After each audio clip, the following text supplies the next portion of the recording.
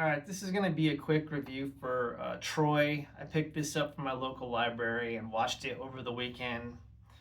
This is Greek mythology. It's essentially adapted from the Iliad, directed by Wolfgang Peterson, same guy that directed The Neverending Story. But, I mean, he's directed other movies that are bigger than that. That's just the one I think of. But, it's got Orlando Bloom in it, coming off of Pirates of the Caribbean and Lord of the Rings. He plays Paris. Hector's brother. Hector is played by Eric Bana. Actually, he's pretty good. His role in the movie is pretty, I think he did a fine job. Got Brad Pitt as Achilles. So it's okay. It's an okay movie.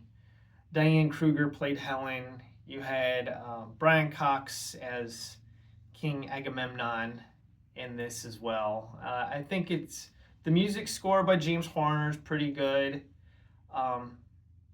But really, I mean,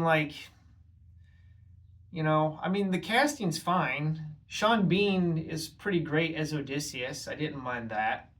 And you got Peter O'Toole in this, but man, this just feels like a total waste of talent, honestly. The back here, Rex Reed of the New York Observer calls it, quote, an action spectacle of weight, splendor, and vast entertainment value. So, I mean, there you go. Are you not entertained? I mean, if you're expecting it to stick closely to the Iliad, which it's adapted from, it really doesn't. I don't think that a movie, even though this movie is really long, can really capture the essence of that epic poem. Maybe if you adapted it into like a season long of television for like HBO or something, it would work, because it's too much happens.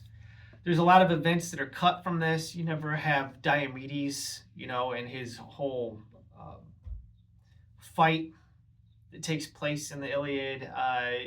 Achilles' character motivations seem totally different. The Iliad is built around the wrath of Achilles, but Brad Pitt just comes across his character, the way that he's written, as like a brooding James Dean type rebel without a cause.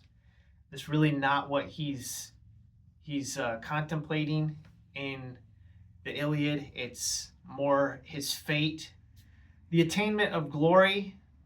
In Greek civilization is really kind of like what it's all about, and him basically saying, what's the point of attaining glory, because the afterlife, right, in Greek culture, you just become a shade in the underworld, and eventually you're just forgotten. Like you basically fall into like non-being or non-existence. So he's just like, it's pointless, until his friend Patroclus gets killed. But in the movie, they make Patroclus his cousin, so the movie does change things. It has characters die that don't die in the Iliad. They die later, but it changes the fate of people. It totally eliminates all of the Greek gods, so you're not going to see Zeus or Hera or any, Apollo's not going to show up in this. So that's disappointing. So it's just kind of a big generic action movie that's loosely based off of the Iliad. So, I mean, is it worth a watch? Yeah. It's nothing special. I'll probably never watch it again. Although it did inspire me, I think I'll probably reread the Iliad. I read the Samuel Butler translation last year. It was kind of difficult to get through because it was Romanized. So maybe I'll pick up another copy of the Iliad and reread it. All right, that's it. That concludes this review.